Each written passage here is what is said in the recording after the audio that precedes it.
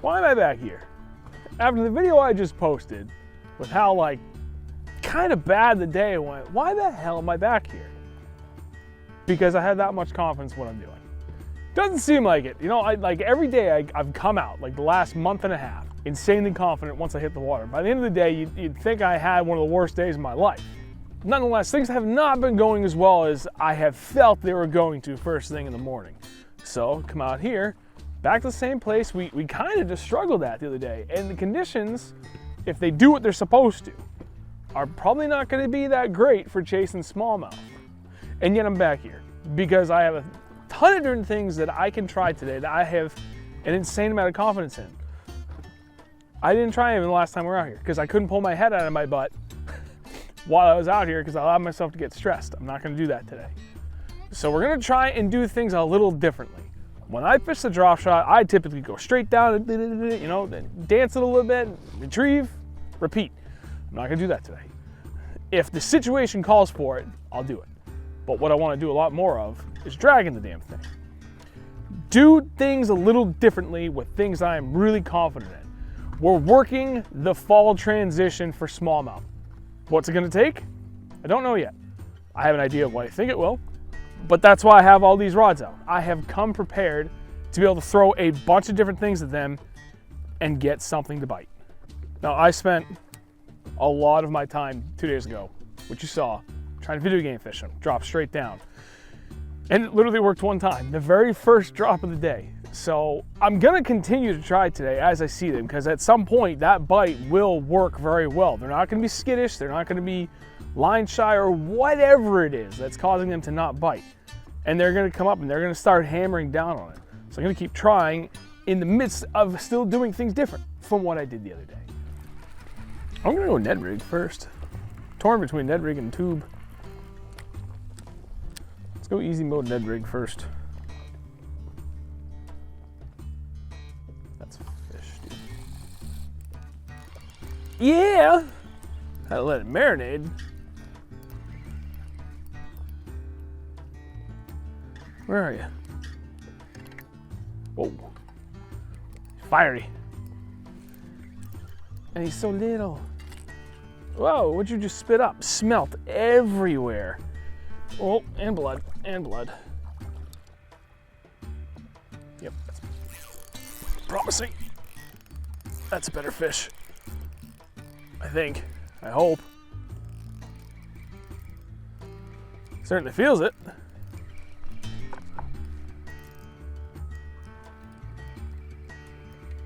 Man, he just went straight for deep water. Yeah, dude, that's a better fish. Oh, man.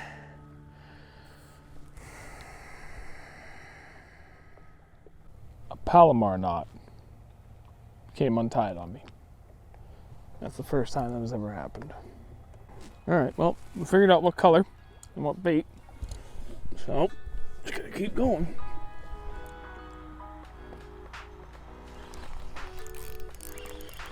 Jesus, dude, he was taking off of me. Like I found the winning combo.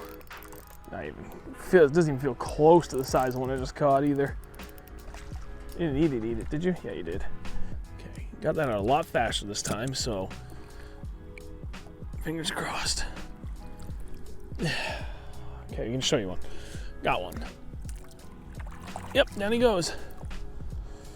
Lighter weight is definitely the way to go. Maybe it's just this bait, I don't know. But when I go back out to work a drop shot, I'm gonna take my 3/8 ounce off, go to 1/4 ounce, and we're gonna throw this color on because I happen to have this exact color in a little drop shot bait from the same company.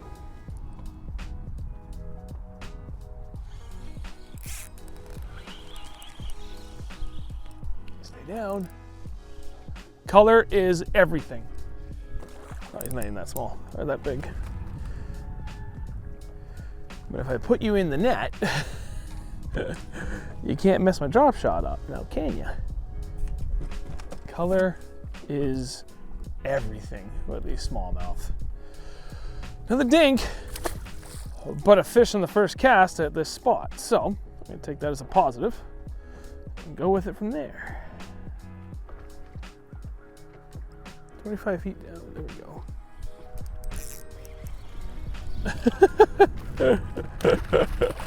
All right, so apparently out here there's just a school of these things. All right, well, it's telling us something. We're still not in the right depth. And I have to dead stick the heck out of this thing before they'll bite.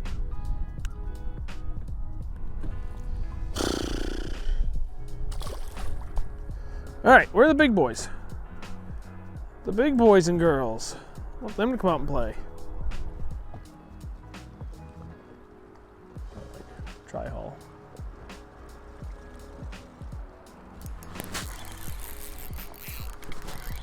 Oh, dude. There we go. All right, let's not lose you this time. Where are you?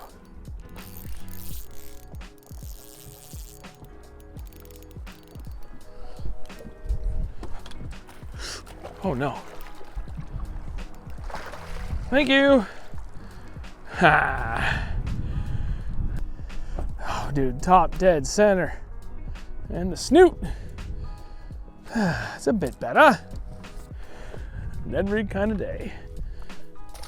I didn't even get a weight on her. I got one though. Got a better one finally. 4 hours later. So the only issue is there's been no consistency in where they've been biting. But it does give me hope for the next spot I want to hit, which is kind of a long run. But they've all seemed to be right about 20 feet. But like close to really shallow banks. Not shallow banks, shallow flats. You know, like they are in some of those perfect spots here where you got like a decent sized shelf between really deep water and like a really nice sandy flat. So I definitely know where I'm going next.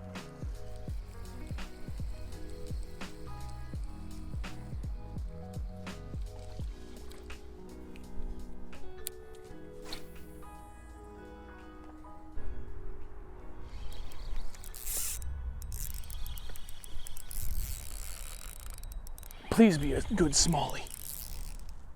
Stay down. No! Oh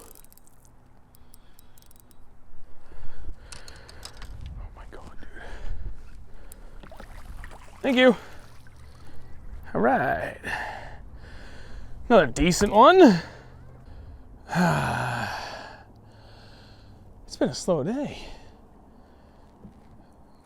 Even though I found the color that they wanted, trying to figure out how they want it, it's been quite the challenge. Man, that was almost bad all around.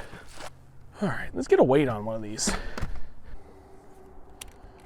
3 pounds. Okay, we're gonna call it 3. Now that was a satisfying catch. If you noticed, I was off the front with like several casts. Oh, I probably would have edited it out. Anyway, so I was casting on the front for several casts, and then on my 360, I marked a cluster of something. So I fired right back out roughly where I thought they were, picked up that fish. I got it set to the speed of 5. So again, speed on how fast it refreshes on 360 is either 1 through 6. I have it at 5, so not quite maxed out. And that's helpful for me because I can actually mark not only individual fish, but bait fish. I haven't seen any bait fish yet, but I marked those, you know, I don't know, like 4 or 5 solid marks. They looked like fish to me. What they were, had no idea, but obviously they were smallies, or at least it was a smallie in the area.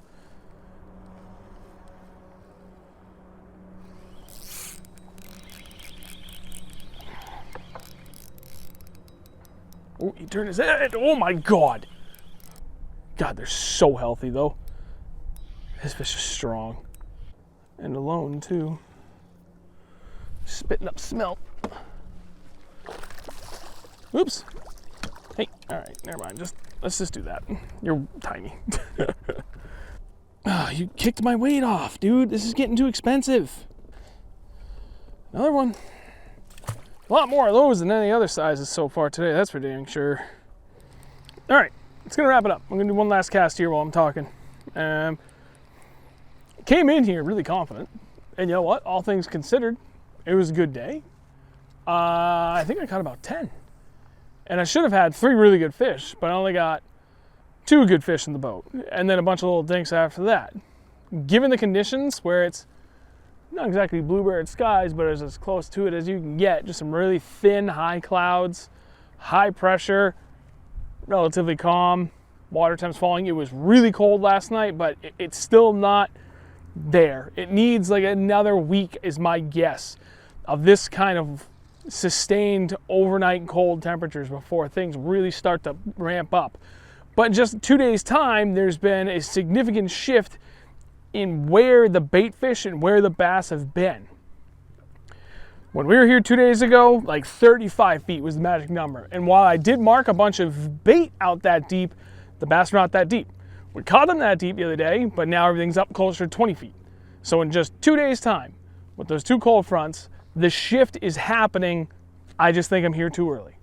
That's my honest guess. I'm not trying to downplay maybe a less than stellar day. It was still a pretty damn good day given the conditions, and certainly an improvement over what I had last trip out here just 2 days ago. So Brownie Factory isn't exactly living up to its name lately, but it again is still a little early. Color is key. If there's one thing you're going to take away from anything that I talk about when it comes to smallmouth, color is key. If you are not constantly messing around with your color choice for what it is that you're offering these fish, you are absolutely screwing yourself over. It will vary from not only day to day, but time of the day. I've had days where in the morning I've lit them up on a green pumpkin and then nothing for like an hour. Switch it up to anything with like a purple flake, and all of a sudden I just start lighting them up again.